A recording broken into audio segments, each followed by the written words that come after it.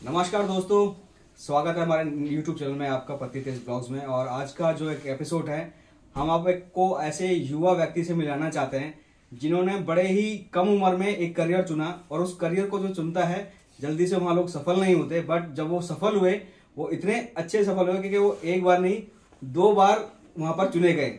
वो क्या चुने गए? जनता के द्वारा चुने गए।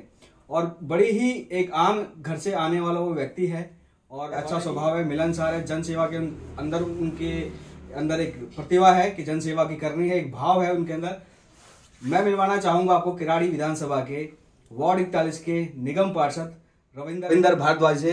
तो रविंदर भारद्वाज, आपका बहुत बहुत धन्यवाद। सबसे पहले तो मैं आपका बहुत बहुत धन्यवाद करना चाहूंगा कि आपने अपना कीमती समय मुझे दिया यहाँ पर कुछ समय निकालने के लिए। तो सबसे पहले रविंदर भाई, मैं जानना चाहूंगा कि आज के समय में जितने जो युवा होते हैं, ग्रेजुएशन करने के बाद पता ही नहीं होता आधा से ज्यादा को कि करियर में करना क्या है, तो आपके मन में कैसे विचार आया कि मुझे एक राजनीतिक करियर चुनना है और उसमें सफल होना है? देखिए, सबसे पहले तो मैं आपको और आपके सभी दर्शकों को नमस्कार करता हूं और आपको धन्यवाद करूंगा कि आपने ये सौभाग्य प्रदान किया मुझे यहाँ पर बातचीत करने के लिए। देखिए, ये बात 2008 या 2009 की होंगी, जब मैं 18-19 साल का हुआ। तो हम सब अनोथई कॉलोनी में बसे हुए लोग थे। मेरे फादर ने यहाँ बिहार में अपना मकान बनाया, तो यहाँ बहुत सारी समस्या हम लोग देखते थे। तो हम धीरे धीरे समझने लग गए इन समस्याओं का हल कैसे होगा। विभागों के बारे में जानकारी हुई 18-19 साल की उम्र में ही कि फ्लड डिपार्टमेंट क्या होता है, DSIDC किसे बोलते हैं, जल बोर्ड के द्वारा क्या काम होता है, टाटा पावर से क्या चीज़ें होती हैं। तो हम लोगों ने थोड़ा थोड़ा धीरे धीरे शुरुआत में परिवार के तौर पर ही किया, लेकिन फिर सामाजिक तौर पर 2011 के आसपास अन्ना जी का आंदोलन हुआ, तो हम लोग वहाँ भी सहभागी बने। अन्ना जी के विचार सुने। वहाँ पर मुख्यमंत्री जो दिल्ली के माननीय इस टाइम हमारे श्री अरविंद केजरीवाल जी, उनका संबोधन हम प्रतिदिन सुनते थे। तो वहाँ से एक नई ऊर्जा का संचार हुआ कि हम सबको कुछ सामाजिक जीवन के लिए करना चाहिए, समाज के लिए करना चाहिए।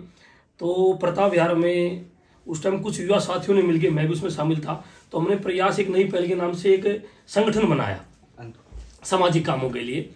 तो उसमें करीबन हम 36 या 37 युवा साथी थे। हम प्रत्येक रविवार को, वो मतलब कोई गैर राजनीतिक संगठन था, कोई विचारधारा वाला नहीं था, खाली युवा साथी थे, अपनी कॉलोनी तक सीमित। हम प्रत्येक रविवार को उसमें जितने भी प्लॉट्स खाली होते थे, अपने हाथों से उन प्लॉट्स की सफाई करते थे। और जहां जहां कुछ दिखता था ये चीज ठिकरानी है, हमारे प्रयास से नहीं हो रही है, तो उसके लिए हम नेताओं के पास जाने का काम करते, अधिकारियों के पास जाने का काम करते। तो इस तरह से धीरे धीरे एक सामाजिक भावना उत्पन्न हो गई। फिर वहां से देखकर कुछ लोग हमसे और जुड़ गए, कुछ के काम हो जाते थे, लोग बड़ा खुश हो जाते कि नरेंद्र भाई ये काम भी आपको करना है।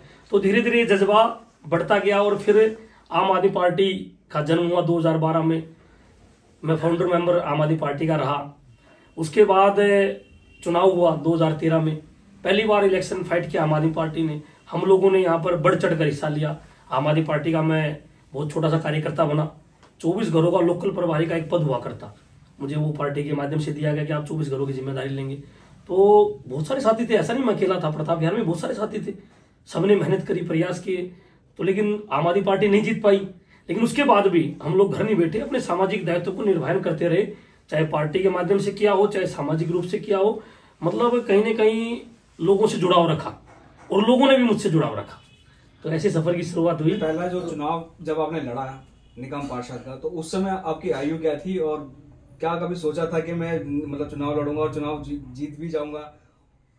देखिए, 2017 में जब मैं पहला चुनाव लड़ा अमन विहार वार्ड 41 से, तो मेरी आयु 26 साल थी।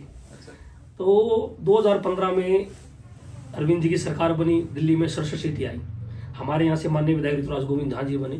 तो 2 साल के लिए मैं माननीय विधायक जी का विधायक प्रतिनिधि के तौर पर भी मैंने काम किया। तो उस टाइम तक विभागों की काफ़ी जानकारी हो गई थी, कैसे कैसे अनऑथराइज्ड कॉलोनी में काम करवाया जाता है, किस डिपार्टमेंट के माध्यम से कैसे लोगों की सेवा की जाती है। तो जब उससे पहले 2017 से पहले किराड़ी में 4 वार्ड होते थे। 2017 में किराड़ी विधानसभा में 5 वार्ड बने। तो एक अमन विहार वार्ड 41 बना, जिसमें अपना प्रताप विहार, रमेश सिंह, करण विहार, अमन विहार, बलबीर विहार, कैलाश विहार, ऐसी करीबन 12 कॉलोनीज आई। उसमें समूह बना 12 कॉलोनी का, टोटल अनऑथराइज्ड कॉलोनी का। तो फिर पार्टी और माननीय विधायक जी का सहयोग रहा कि मुझे चयनित किया गया, तो टिकट मिला। बहुत सारे युवा साथियों ने, मतलब मुझे आज तक याद है 24 फरवरी 2017 का दिन था, शिवरात्रि थी उस दिन। और अपने यहाँ मुबारकपुर रोड पर किराड़ी विधानसभा में हरिदास वाटिका है, वहां पर कवि सम्मेलन हो रहा था। तो मैं कविताओं में थोड़ी रुचि रखता हूँ, मुझे पता लगा कवि सम्मेलन हो रहा है, तो मैं शाम को वहां गया। मैं बैठा था वहां पर। तो शाम को 7 या 8 बजे मुझे किसी जानकार का फोन आया कि रविंद्र भाई बधाई हो, आपको टिकट मिल गई है आम आदमी पार्टी से। मैंने कहा कहाँ, कब? कह रहे कि नहीं, अभी टोटल टीवी पे हमने न्यूज में देखा, अमन विहार वार्ड 41 से रविंद्र भारद्वाज होंगे प्रत्याशी आम आदमी पार्टी के। तो मैंने कहा यार मुझे अभी तो आप ही ने बताया। फिर मेरे पास पार्टी की तरफ से फोन आया, विधायक जी का फोन आया, सभी साथियों के जो मेरे लिंक में थे फोन आने लग गए। तो मैं घर पे गया। तो घर पे जाने के बाद अब आपको पता राजनीतिक जीवन में क्या होता है ना कि परिवार वालों को लगता है कि यार अब ये पूरी तरह राजनीतिक हो जाएगा। मेरा एक क्वेश्चन मैं यही पूछना चाहता हूँ कि सॉरी मैं आपको बीच में टोक रहा हूँ कि मतलब जब आपने सोचा कि भाई करियर चुन रहा हूँ, मेरे को टिकट मिल गया, उस टाइम आपकी फैमिली का क्या प्रतिक्रिया थी उस पे? मतलब देखिए मैं वो बताना चाह रहा हूँ, राजनीतिक रूप से तो जो वैसे तो हम कार्यकर्ता सक्रिय रहे, जब तो क्या होता था कि सामाजिक जीवन का भी निर्वहन हो जाता था और पारिवारिक जीवन का भी हो जाता था, दोनों जीवन का निर्वहन हो जाता था। लेकिन जब आपको टिकट मिला, उस दिन का मैं एक्सपीरियंस बता रहा हूँ, रात को मैं घर गया तो घर में ये चिंता हुई कि यार वैसे ही ठीक था, जनता की भी सेवा और थी, परिवार में चला कि मैं अकेला लड़का हूँ अपने पिताजी के, तो काफी जिम्मेदारियां थी। मेरी शादी 2010 में हुई, एक लड़की थी मेरे पास उस टाइम, बेटी थी एक, अब एक बेटा है, 2019 में बॉर्न हुआ। तो लगा कि यार अब कैसे होगा, लेकिन फिर ये हुआ कि अब आशीर्वाद मिला, पार्टी का मिला है तो जनता का भी मिलेगा, तो अच्छे काम के लिए भगवान ने चुना, हमको तो करना है।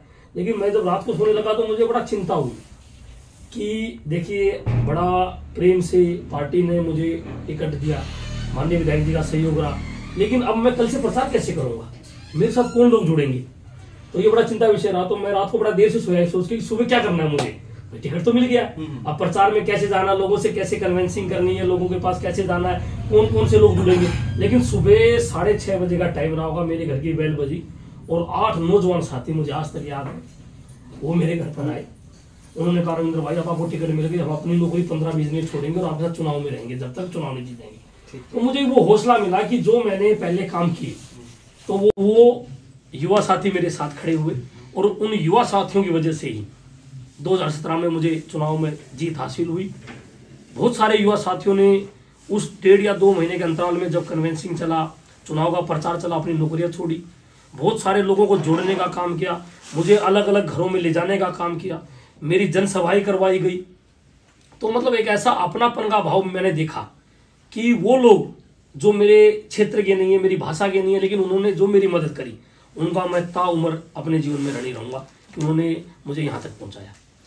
रविंद्र भाई एक चार्ज देते हैं, जब आप पिछले साल का कार्यकाल गया, आप दोबारा निर्वाचित होकर निगम पार्षद बने हैं, तो आपका पिछले साल का जो कार्यकाल था वो सबको पता है कि क्या क्या, एक तो मैं जानना चाहूंगा कि जो आपने पिछले कार्यकाल में काम किए वो एक बार आप हमारे ऑडियंस को जरूर बताएं, और साथ ही साथ क्योंकि उस टाइम आप विपक्ष में थे, तो एक विपक्ष में रहकर काम कराना कितना मुश्किल होता है, एक बार ये भी जरा पता चल जाए ना ऑडियंस को कि भाई अगर हम विपक्ष में थे तो कितनी फाइट करनी पड़ती है, चीजों को इतनी आसान सरल नहीं होती चीजें बनाना या काम करना। 2017 में जब मैं अपना प्रथम चुनाव जीता अमन विहार वार्ड 41 से, तो उस टाइम एमसीडी में हमारी सरकार नहीं आई, नॉर्थ एमसीडी हुआ करती, जब दिल्ली में 3 एमसीडी हुआ करती 2017 में, तो हम लोग नॉर्थ एमसीडी के प्रतिनिधि थे। तो उस टाइम में भाजपा की सरकार बन गई थी, आम आदमी पार्टी विपक्ष की पार्टी बनी, पहली बार निगम में चुनाव लड़ा, 21 हम लोग चुने गए नॉर्थ एमसीडी में, टोटल 104 मेंबर हुआ करते, तो हम मजबूत विपक्ष के तौर पर चुने गए। तो 2017 में जब हम चुनाव लड़े, चुनाव जीते, उसके बाद अपना अधिकार क्षेत्र चालू हुआ कि भाई अब जनता के लिए हमें काम करना है।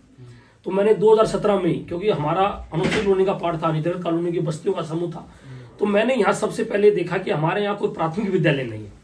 नगर निगम का जो सबसे पहली जिम्मेदारी मैं जानता हूँ या मैं मानता हूँ कि प्राथमिक उपचार की और प्राथमिक शिक्षा की होनी चाहिए, क्योंकि वो हमारा बुनियादी है। हमारे यहाँ करीबन 1.25 लाख की आबादी उस टाइम में थी, 75 से 80 हजार वोटर थे जब मैं पहला चुनाव जीता, लेकिन एक भी प्राथमिक विद्यालय नहीं था। हमारे क्षेत्र के बच्चों को दूसरी विधानसभा में जाना पड़ता, सुल्तानपुरी में दाखिला लेना पड़ता था, रोहिणी सेक्टर 20-21 जाना पड़ता था, या किराड़ी के वार्ड के स्कूल में जाना पड़ता था।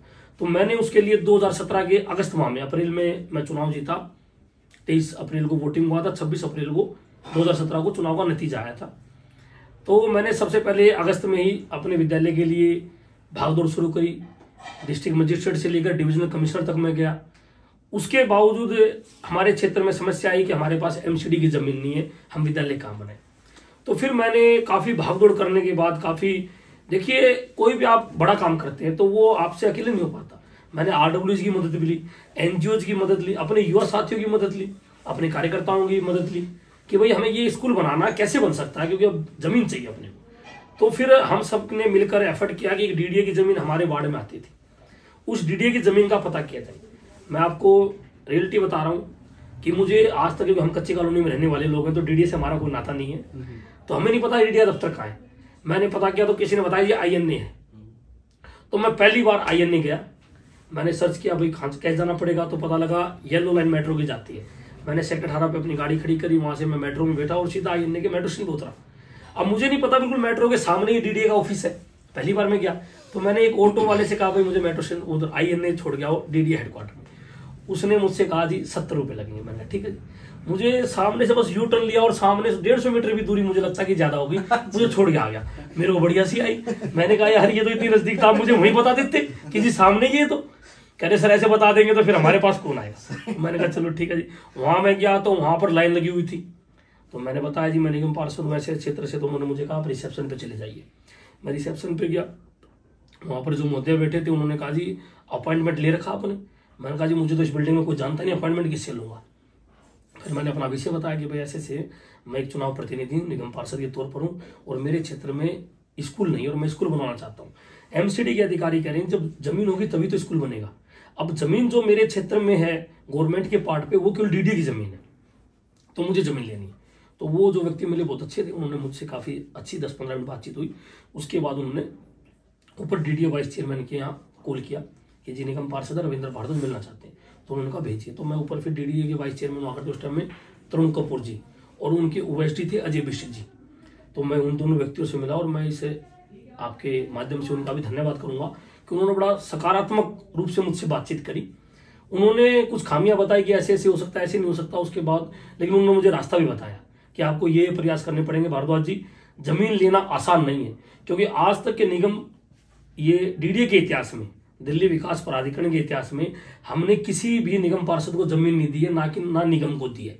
लेकिन आप इतने तरीके से हमें अच्छे लग रहे हो और आपके यहाँ इतनी मजबूरी, और मुझे मतलब मैं इस सीट पे बैठा हूँ, आज तक मेरे पास कोई निगम पार्षद ऐसे काम के लिए आया भी नहीं।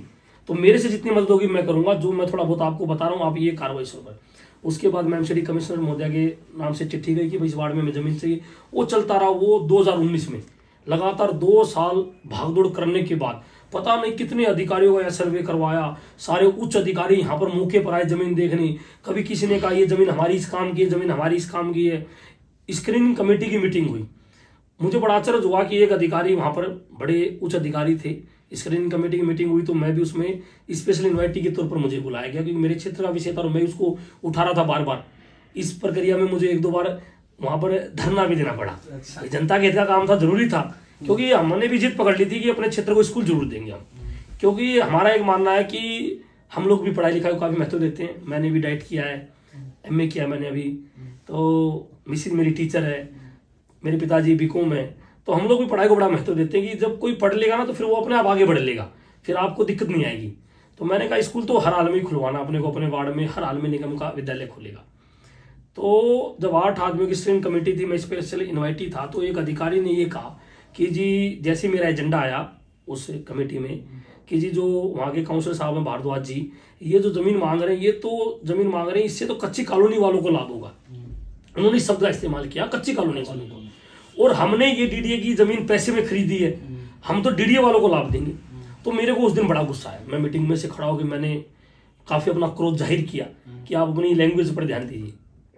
हम लोग भी इस देश के निवासी हैं, कच्ची कॉलोनियां भी बनी है तो डीडीए के फेलियर से बनी है। जब मैंने ऐसी बातें बोली तो जो उस टाइम में वर्तमान में वाइस चेयरमैन साहब थे, उन्होंने मुझे शांत रहने को कहा कि भारद्वाज जी आप बैठिए, हम कर रहे हैं। तो 10-5 मिनट बड़ा सुखद अनुभव हुआ कि स्क्रीनिंग कमेटी में मेरा एजेंडा बहुमत से पास हो गया। और उस दिन ये हो गया था कि अब हमारे स्कूल में विद्यालय बनने से कोई नहीं रोक सकता।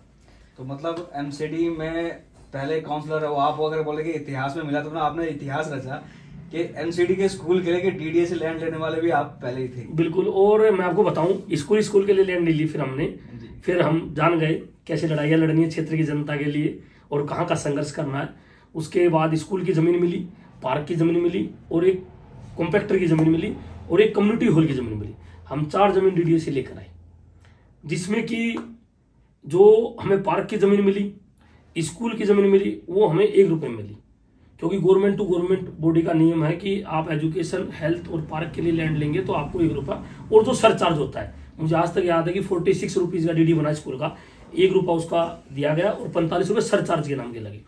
लेकिन जब हमारे को बारात घर की लैंड मिली जो कि 2507 स्क्वायर मीटर है, 3027 गज के आसपास लगभग बैठती है जमीन, वो हमारी एमसीडी ने उस टाइम में 3,64,09,526 रुपए देकर ली, खरीदा गया उसको। हमने वहां डीडीए में बहुत रिक्वेस्ट करी कि जी ये जनता के हित के लिए हम जमीन ले रहे हैं, हमको यहाँ प्रॉपर्टी नहीं काटेंगे, इस पे बिल्डिंग नहीं बनाएंगे, किराया नहीं कमाएंगे, पब्लिक इंटरेस्ट में, क्योंकि हमारे यहाँ बारात घर नहीं है। 8 लाख की आबादी है, किराड़ी विधानसभा के 5 वार्ड में एक में भी दिल्ली नगर निगम का बारात घर नहीं है। हमारे लोग वाटिकाएं बुक करनी पड़ती हैं, उनको 1.5-2 लाख रुपया देना पड़ता है। तो हमारी ये सोच है कि जनता ने हमें चुनाव जिताया तो हमें जनता के लिए काम करना है। काम तब होगा जब जमीन होगी हमारे को। लेकिन डीडीए ने हमारी रिक्वेस्ट को नजरअंदाज किया। उन्होंने साफ कहा कि हम अपने नियम के तहत काम करेंगे, हमें इतना पैसा आप देंगे तो हम एमसीडी को जमीन देंगे, नहीं तो नहीं देंगे। तो उस टाइम के आयुक्त महोदय, मैं विशेष तौर से उनका आपके माध्यम से धन्यवाद करूंगा वर्षा जोशी जी का, कि उन्होंने उस टाइम में निगम की स्थिति बड़ी खराब थी, बदहाली स्थिति में निगम था, लेकिन उन्होंने मेरी बातों को समझा, मेरे क्षेत्र की भावनाओं को समझा और उन्होंने 3,64,09,526 रुपए का डीडी बनाकर डीडीओ को दिया, जिसके एवज में आज वो जमीन एमसीडी की है। तो आपने बताया कि आपके जो पिछले कार्यकाल में आपने एक एमसीडी का स्कूल बनाया और फिर एक पार्क की लैंड ली और बारात घर के लिए एक जमीन ली और एक आधुनिक जिसको कहते हैं कूड़ा घर कॉम्पैक्टर वो आपने बनाया, ये आपने किया। तो आप उस टाइम विपक्ष में थे, जहां तक मेरी समझ, आप उस टाइम विपक्ष में थे। तो सामने जो सत्ता पक्ष था तो वहां से विरोध नहीं होता था इन सब चीजों का? मैं आपको बताऊं, विरोध हुआ जब स्कूल बनाने के लिए बात आई। अब जमीन तो मिल गई हम लोगों, अब स्कूल का नक्शा बनवाना, इसको भवन की मंजूरी दिलवाना, प्राथमिक विद्यालय के लिए आगे प्रक्रिया शुरू हो जाएगी। तो वो चलती रही। जब इसका बजट बना 5,74,00,000 रुपए इसके लिए एस्टीमेट कॉस्ट बनाई गई, दिल्ली नगर निगम के इंजीनियर्स के द्वारा प्रोजेक्ट विभाग ने इसको बनाया। तो जब 5,74,00,000 रुपए की बात आई तो निगम के जो उस टाइम नेतृत्व था भारतीय जनता पार्टी का, उन्होंने साफ साफ इनकार करने का काम किया कि हमारी स्थिति तनख्वाह देने की नहीं है, हमारे पास पैसा नहीं है। तो हमने कहा ठीक है। तो उसके बाद जो सदन लगा, हमने वहां पर अपने मुद्दे को उठाया, बड़ा गर्मजोशी से मैंने अपने मुद्दे को रखा, क्योंकि मेरे क्षेत्र की जनता काम था। हम लोग राजनीति करने के लिए स्कूल नहीं बनवाना चाहते थे, हम लोग सिर्फ समाज का भला, अपने क्षेत्र की जनता का भला, जिन्होंने मुझे चुना उनकी उम्मीदों पर खरा उतरने के लिए मुझे विद्यालय बनवाना था। तो मैंने वहां अपनी एक एक बात को रखा, मुझे करीबन 30 से 40 मिनट में बोला। तो वहीं पर यह हो गया था कि स्कूल के लिए बजट मिलेगा। बहुत सारे पार्षदों ने विरोध किया कि हमारे यहाँ स्कूल नहीं है। तो मैं अधिकारीगण जो उस टाइम थे उनको बधाई दूंगा, उन्होंने कहा कि आप जमीन ले आइए डीडीए से। भैया डीडीए से जमीन भी तो एक ही काउंसलर लाया है और स्कूल के लिए लाया है। अब स्कूल ही नहीं बनेगा तो फिर जमीन लाने का फायदा क्या है? अधिकारियों ने भी ये बातें रखी और मैंने भी रखी कि हमने जो 2-2.5 साल मेहनत करी डीडीए में, वो अपने घर की जमीन के लिए नहीं करी है या किसी और विषय के लिए नहीं करी, केवल विद्यालय के लिए करी। और विद्यालय बनाना एमसीडी का काम है, जमीन तो आ गई अब। तो फिर इसके लिए 5,74,00,000 रुपए के लगभग इसका बजट मंजूर हुआ। और मुझे कहते हुए बड़ी खुशी है, जिस एजेंसी को मिला उन्होंने भी मात्र 11 महीने में शानदार विद्यालय तैयार किया। आज लगभग 1,000 के आसपास में छात्र और छात्राएं पढ़ती हैं। और बड़ा मुझे सुकून मिलता है कि मैंने अपने फर्स्ट टेन्योर में, प्रथम कार्यकाल में एक ऐसा काम किया कि जो शिक्षा देने का काम करेगा, जो बच्चों को आगे बढ़ाएगा। क्योंकि हम लोग बचपन से जानते हैं और समझते हैं इस बात को कि शिक्षा एक ऐसा हथियार है जो सभी समस्याओं को समाप्त कर सकता है। अगर आपने किसी बच्चे को शिक्षा दे दी तो उससे बड़ा पुण्य का काम नहीं है।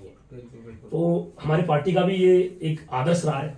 माननीय मुख्यमंत्री अरविंद केजरीवाल जी से हम हमेशा प्रेरणा लेते रहते हैं कि उन्होंने शिक्षा में इतना अच्छा काम किया।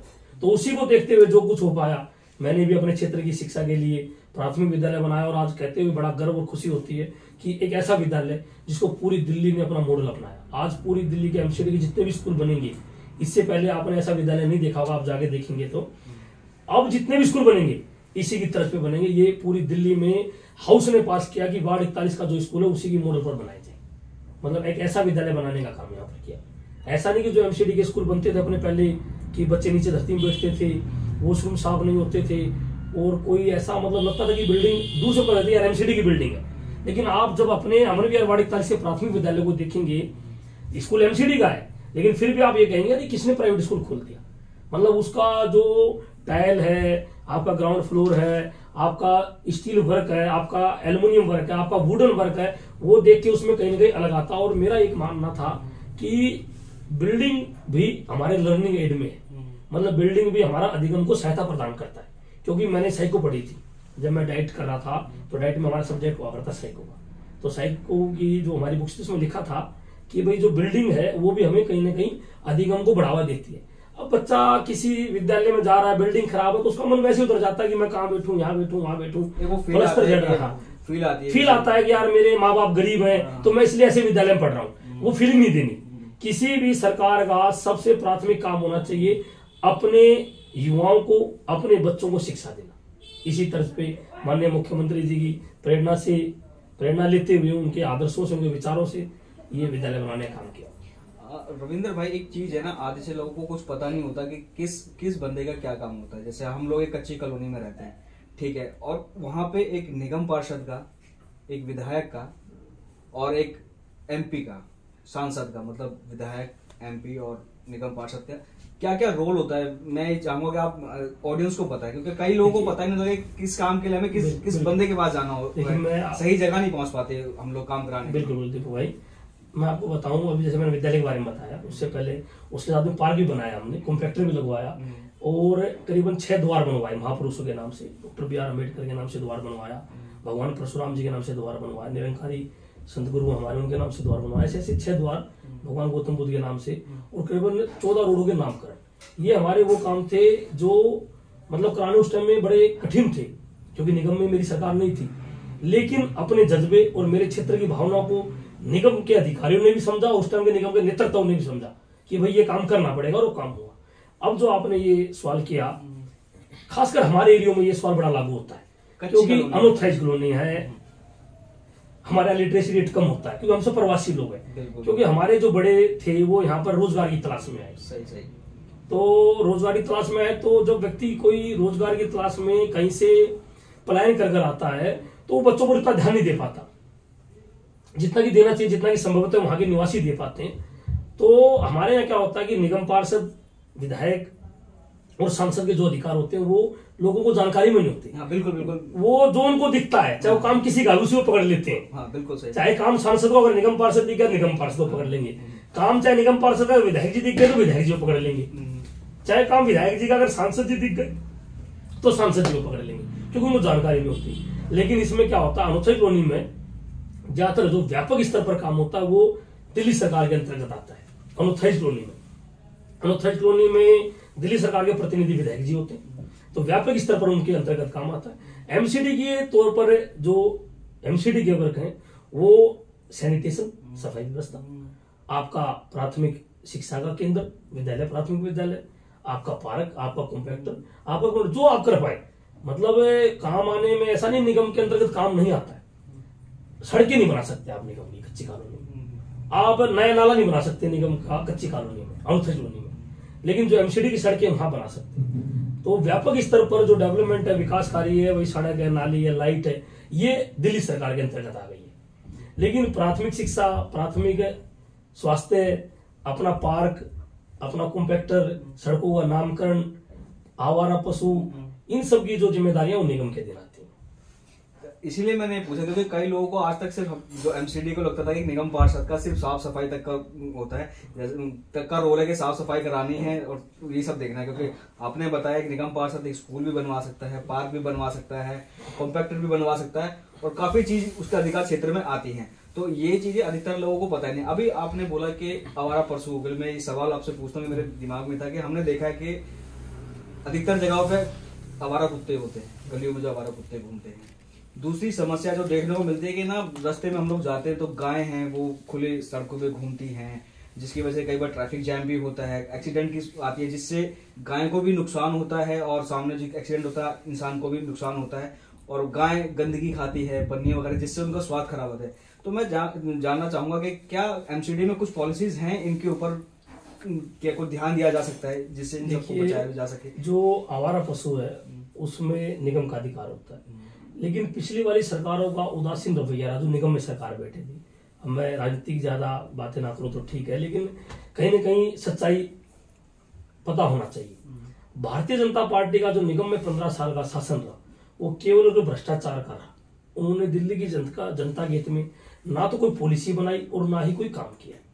उसी का आप सबने ये देखा कि दिल्ली में निगम के आधार पर क्या स्थिति हो गई थी। अब जो आवारा पशु का मुद्दा है, जो हमारी आवारा गाय है, इनको निगम वाले अधिकारी उठाकर गौशाला में लेकर जाते हैं। 15 साल के निगम के शासन में भारतीय जनता पार्टी ने एक नई गौशाला का निर्माण नहीं किया और जो इनको पैसा दिया जाता था उसको बंद कर दिया, जिसके कारण क्या हुआ कि गौशाला हमारी फुल हो गई। भाई जो हमारी गौशाला रखने की कैपेसिटी थी वो हमारी पूरी हो गई और नई गौशाला का निर्माण नहीं किया, तो ये गाय उठकर जाएंगी कहां? अधिकारी इनको लेकर कहां जाएंगे, किसके घर में डालेंगे? बिल्कुल सही बात। तो ये एक मतलब करप्शन का मामला बना।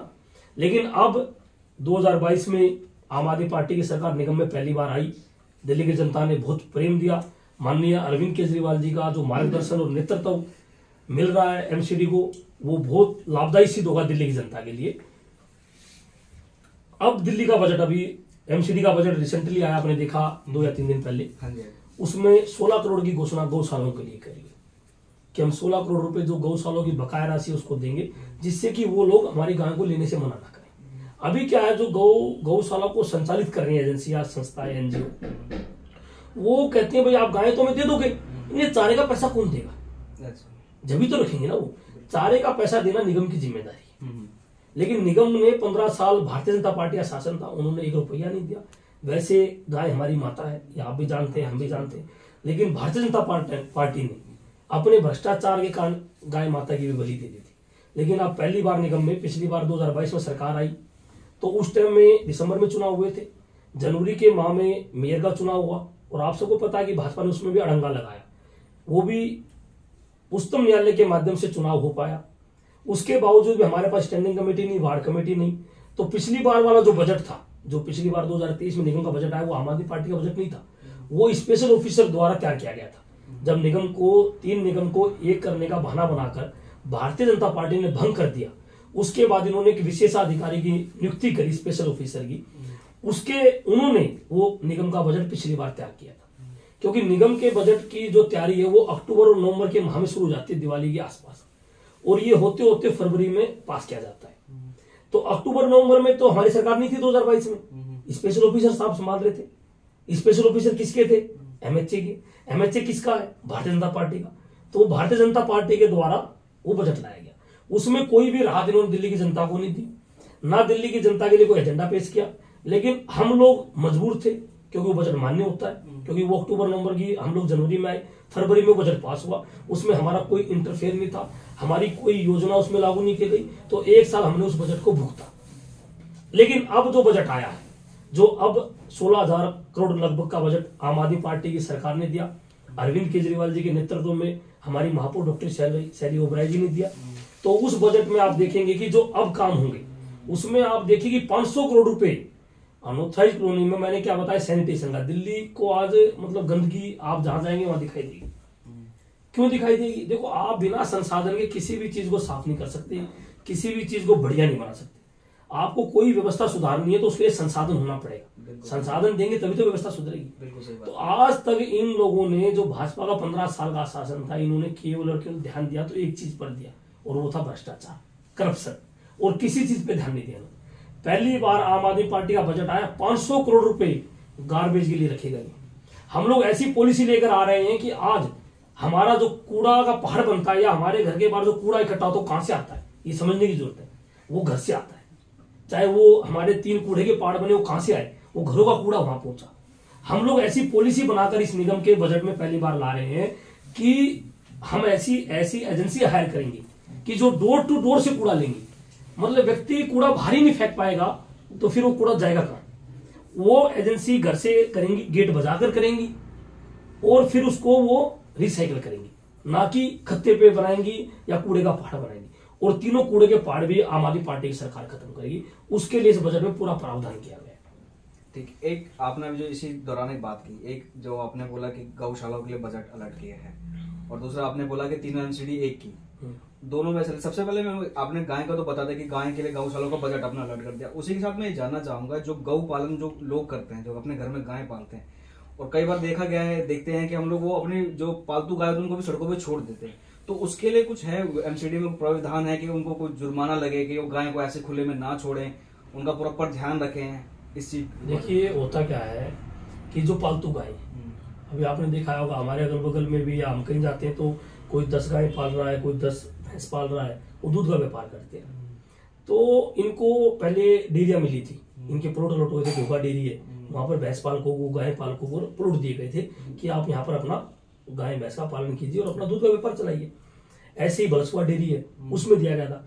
लेकिन जनरली क्या होता है कि लोग काम करना वहां व्यापारी पसंद करता है जहां उसको ग्राहक मिलता है।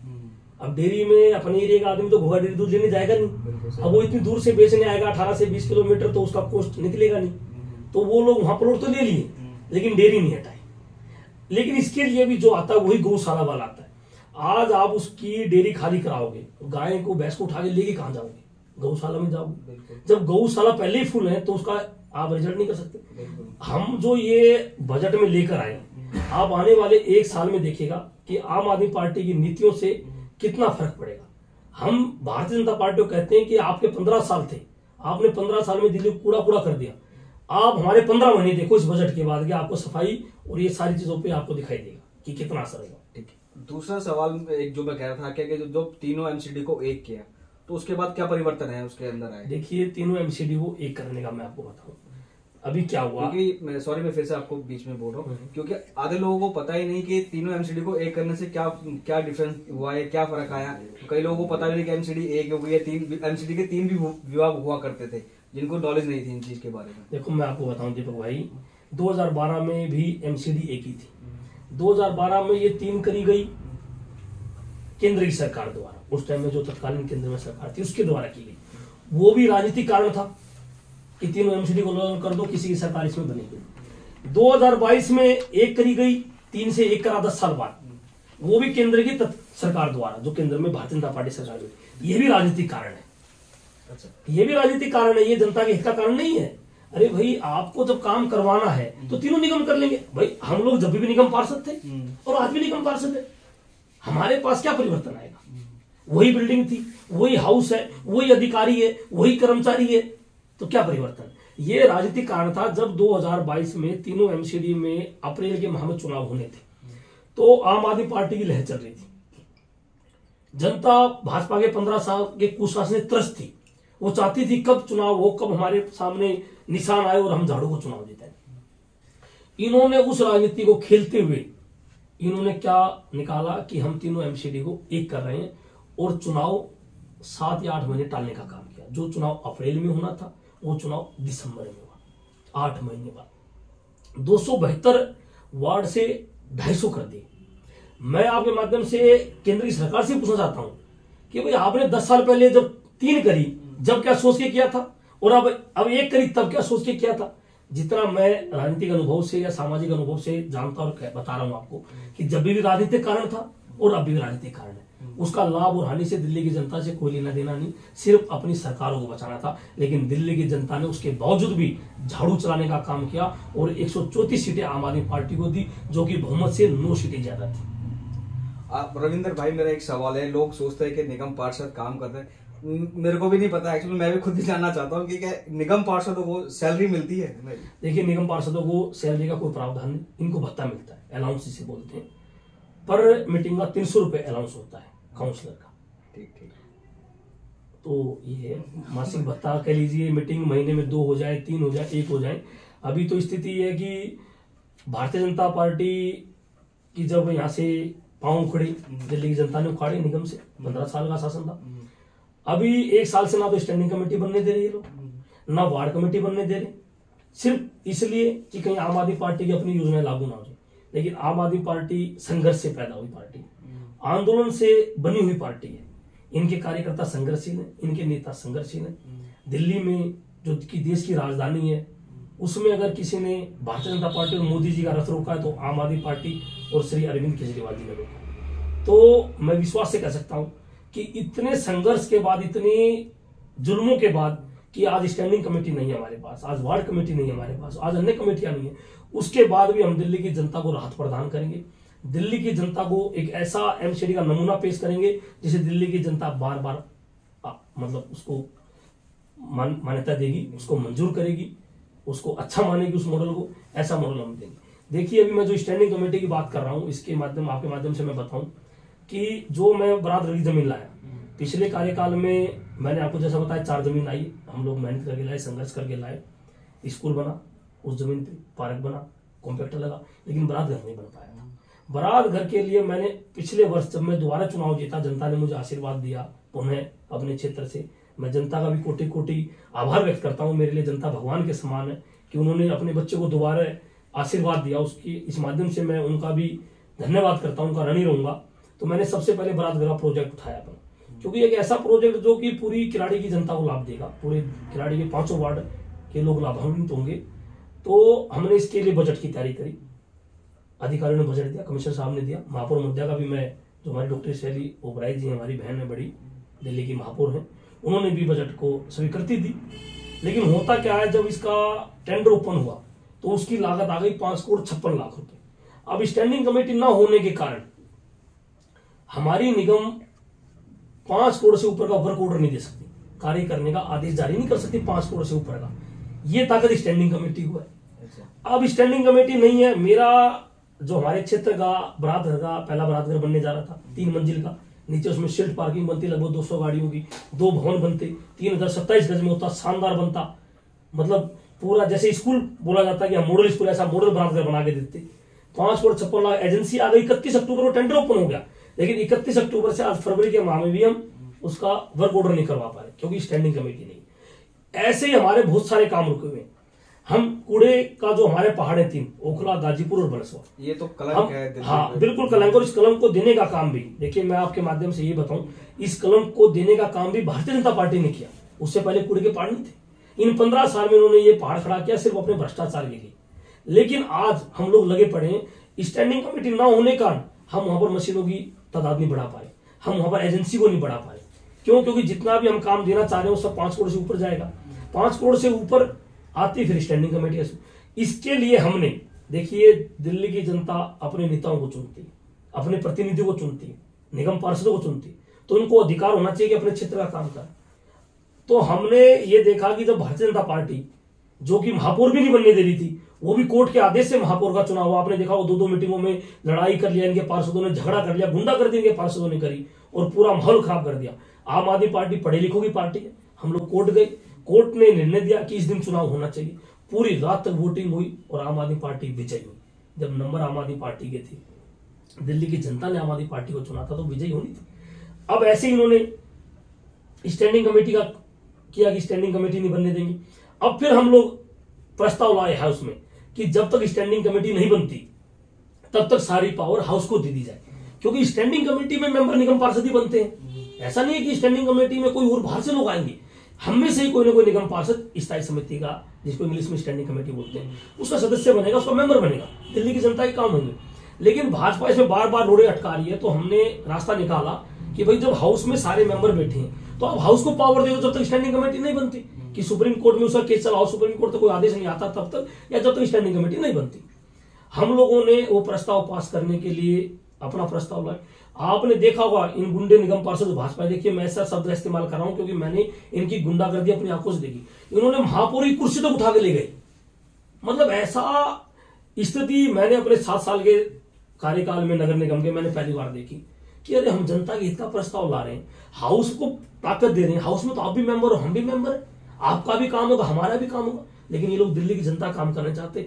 3 हाउस एडजन होने के बाद हम लोगों ने बड़ा संघर्ष करते हुए उस प्रस्ताव को पास किया। उसके खिलाफ भी भाजपा कोर्ट चले गए कि इस प्रस्ताव को ना माना। अरे हम अपने घर का काम करें।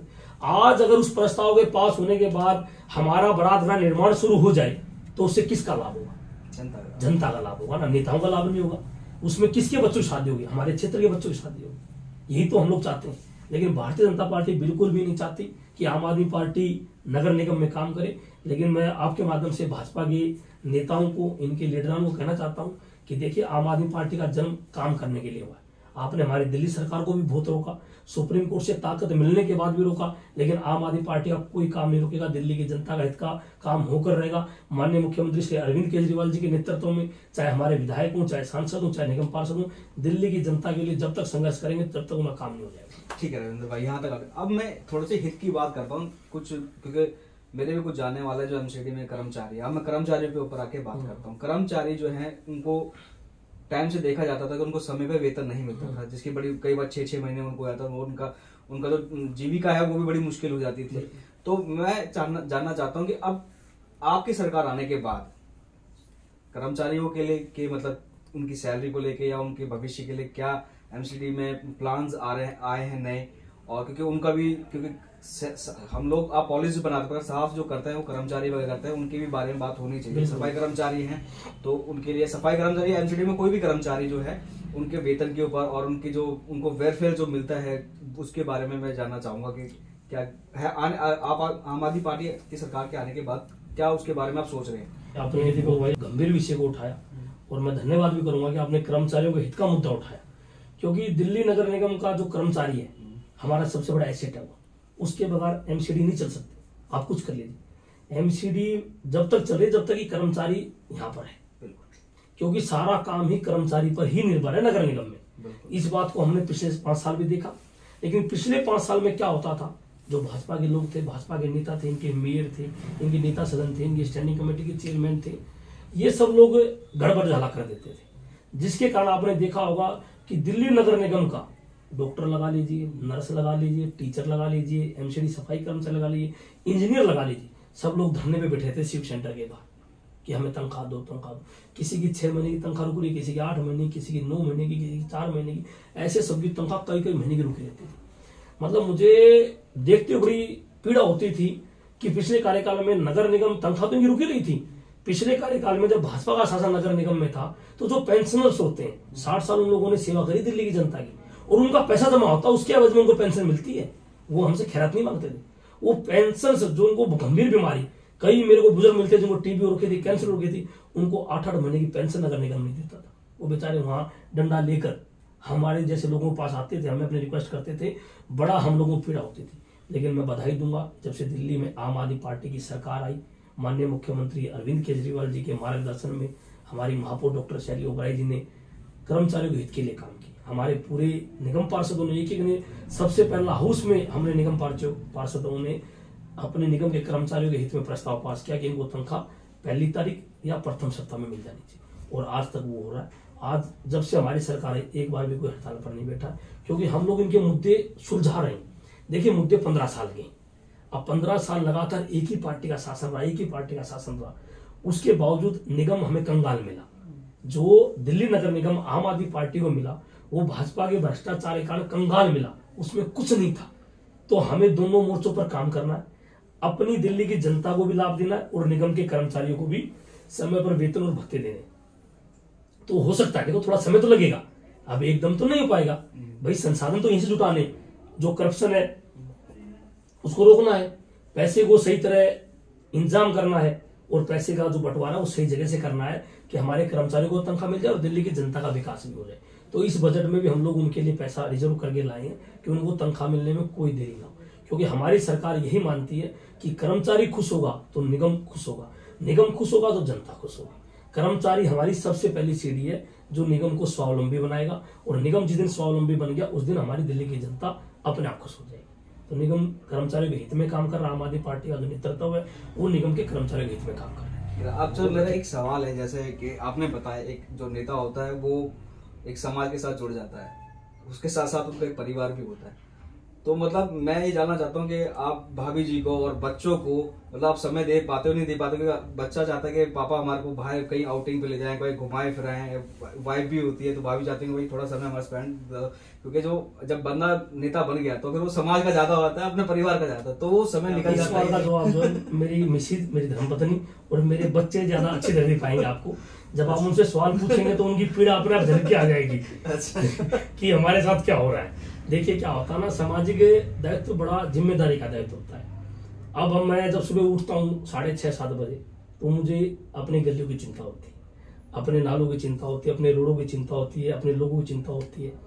तो ये हमारा सामाजिक दायित्व है परिवार के लिए। इसमें कहना कोई अतिशोक्ति नहीं है कि परिवार के लिए समय इसमें नहीं रह पाता सामाजिक जीवन में, और कई बार घर वाले नाराज हो जाते हैं, चाहे धर्मपत्नी हो, बच्चे हो। मेरी लड़की है अभी 5th क्लास में है, वो भी कई बार मुझे बोल देती है, पापा मेरे जो फ्रेंड हैं उसकी जो साथ में पढ़ते हैं बच्चे हैं, कुलीग हैं, उनके मम्मी पापा आज जू गए थे, उनके मम्मी पापा आज 12th फेल मूवी देख के आए थे। तो मेरे साथ ये नहीं हो पाता, मुझे पता है मुझे क्यों कह रही है, लेकिन कई बार क्या होता है ना कि आपके पास राजनीतिक व्यवस्था इतनी ज्यादा होती है कि इस परिवार को समय नहीं दे पाता, और वो महसूस भी करता हूं मैं।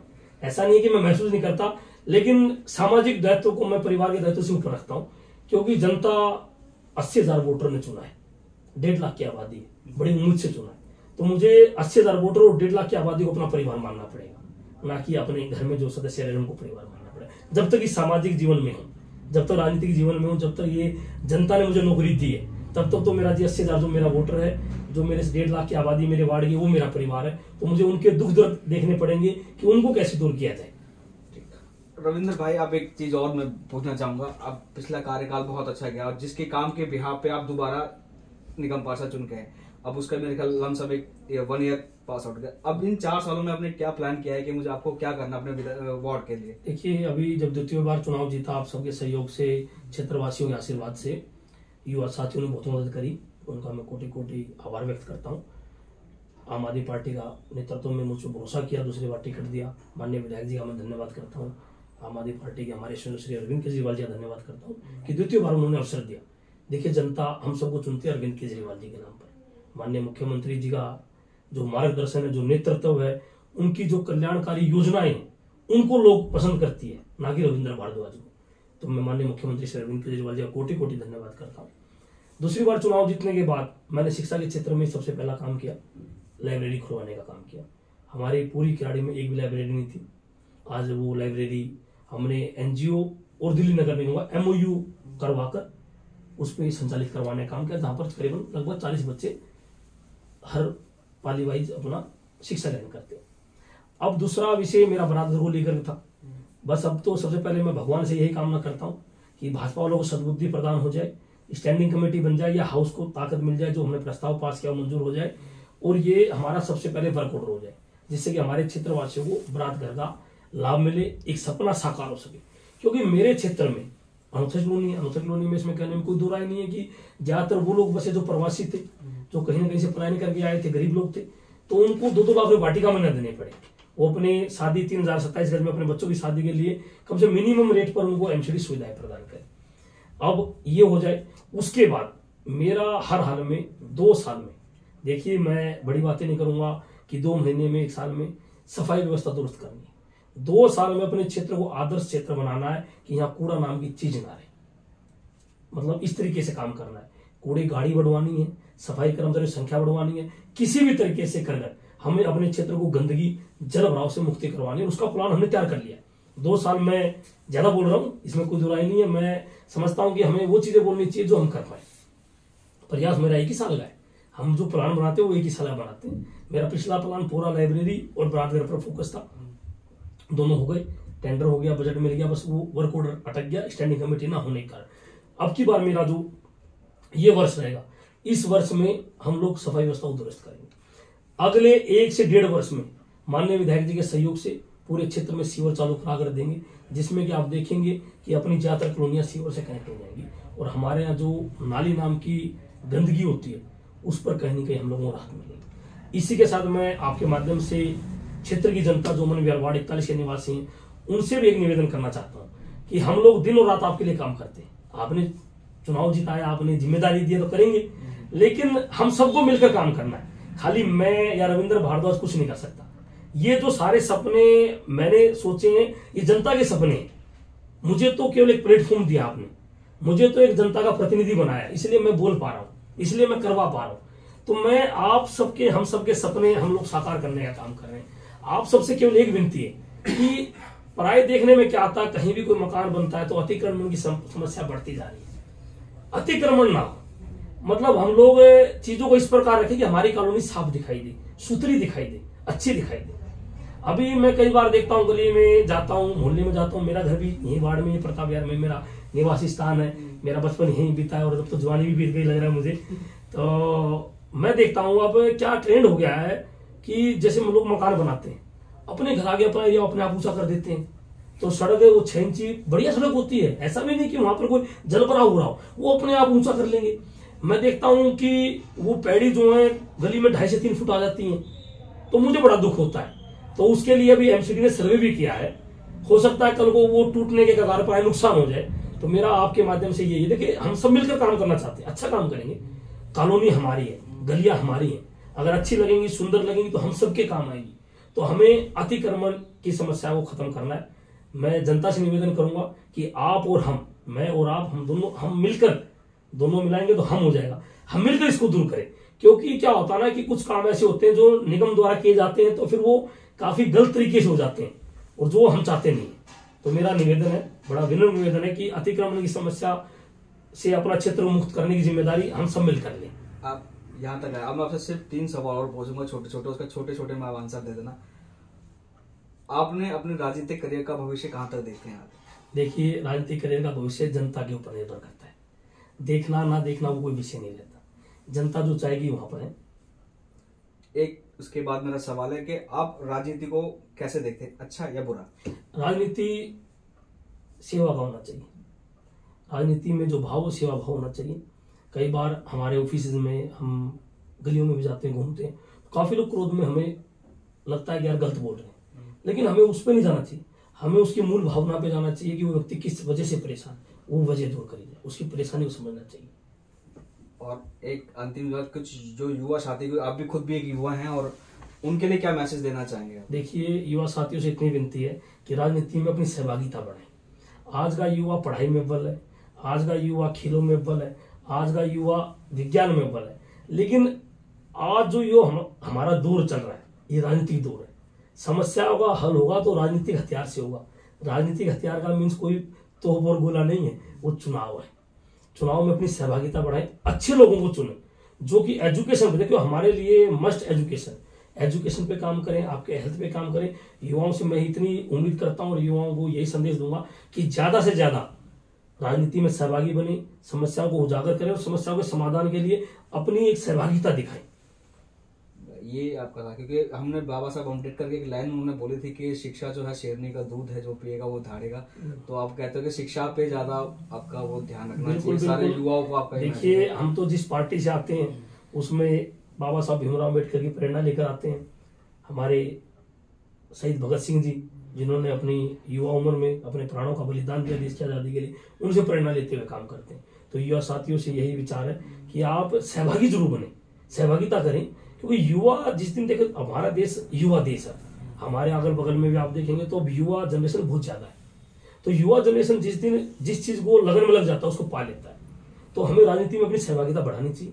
युवाओं से यही संदेश है, क्योंकि क्या होता है ना, हम लोग परिवार की बातें करते हैं या वैसी बातें करते हैं तो राजनीति को दलदल माना जाता है कि यार दलदल है, क्योंकि इसमें क्यों फंस रहे हो, हर कोई आपकी बुराई करेगा, ऐसा परिवार वाले बोलते हैं, पड़ोसी बोलते हैं, लेकिन ऐसा नहीं है। देखिए, आपको अगर सफाई करनी है, आपको कीचड़ को साफ करना है, तो इस दलदल में और इस कीचड़ में उतरना पड़ेगा। तो मेरी सभी युवाओं से हाथ जोड़ के विनती है कि सहभागिता दिखाएं, राजनीति में सहभागी बने, तो अच्छी राजनीति के लिए आए।